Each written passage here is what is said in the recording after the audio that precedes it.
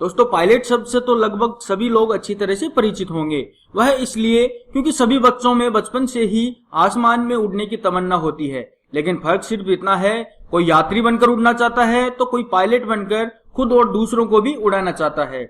यह पेशा न सिर्फ कमाई के लिहाज से बेहतरीन है, बल्कि कोई भी व्यक्ति पायलट बनकर खुद के सपने पूरे कर सकता है और अपनी पारिवारिक और सामाजिक जिम्मेदारियों को पूरा कर सकता है।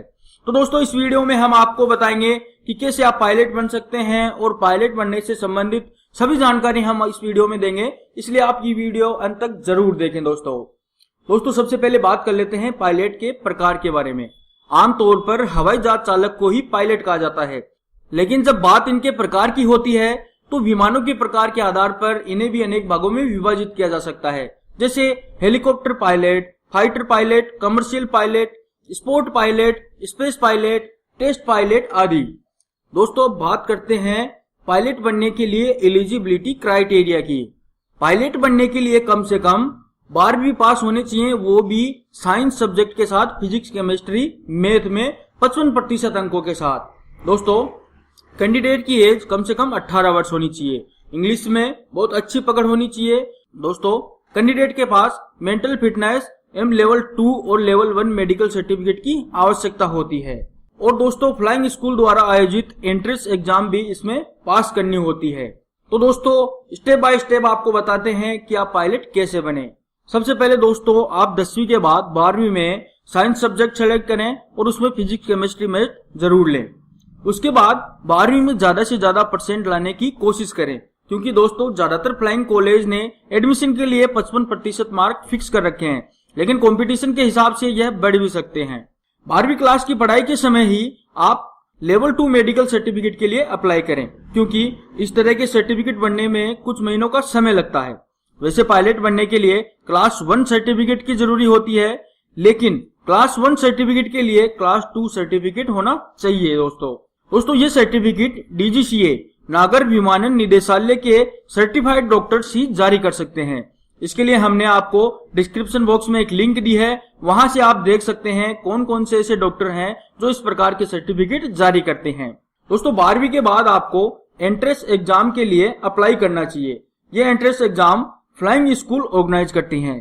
तो DGCA द्वारा अप्रूव्ड फ्लाइंग स्कूल की लिस्ट हमने डिस्क्रिप्शन बॉक्स में लिंक दे दी है, वहां से आप देख सकते हैं। दोस्तों इस एंट्रेंस एग्जाम में रिटन एग्जाम, इंटरव्यू और एप्टीट्यूड टेस्ट होता है। इसमें 9वीं क्लास से लेकर 12वीं क्लास तक साइंस और मैथ के क्वेश्चन पूछे जाते हैं। दोस्तों एंट्रेंस एग्जाम पास करने के बाद आपको ध्यान रखना है कि आप DGCA द्वारा अप्रूव्ड फ्लाइंग स्कूल में ही एडमिशन लें। उसके बाद आपकी ट्रेनिंग होती है जो लगभग 18 महीनों की होती है। कैंडिडेट को कमर्शियल पायलट बनने के लिए 14 सब्जेक्ट कंपलसरी पढ़ने होते हैं। इसमें एयर लॉ, विमानों के सिस्टम, नेविगेशन और मौसम विभाग के संबंधित सब्जेक्ट शामिल हैं। दोस्तों ट्रेनिंग में कैंडिडेट को पहले एक अनुभवी पायलट के साथ प्लेन उड़ाने की ट्रेनिंग दी जाती है और उसके बाद में उसे अकेले ही प्लेन उड़ाना होता है। जब कैंडिडेट पूरी तरह से प्लेन उड़ाना सीख जाता है तो उसे कमर्शियल पायलट लाइसेंस CPL जारी कर दिया जाता है। लाइसेंस मिलने के बाद कैंडिडेट को जॉब ढूंढनी चाहिए। एक बार जॉब मिलने के बाद कैंडिडेट को टाइप रेटिंग ट्रेनिंग करनी चाहिए। यह ट्रेनिंग एक सेल्फ स्पॉन्सर ट्रेनिंग है जो सभी कंपनियां अपने स्तर पर करवाती हैं। दोस्तों इस ट्रेनिंग में कैंडिडेट को बड़े प्लेन उड़ाना सिखाया जाता है। यह ट्रेनिंग पायलट के लिए बहुत जरूरी है। अब दोस्तों बात करते हैं पायलट बनने के लिए कितना खर्चा आ सकता है। दोस्तों वैसे पायलट बनने का खर्चा फ्लाइंग स्कूल के आधार पर अलग अलग हो सकता है, लेकिन एक आंकड़े के मुताबिक भारत में पायलट बनने के लिए कम से कम 80 से 85 लाख रुपए का प्रबंध कर लेना बेहतर होता है। कोई जरूरी नहीं खर्चा इतना ही आए, इससे कुछ कम भी हो सकता है या फिर ज्यादा भी हो सकता है।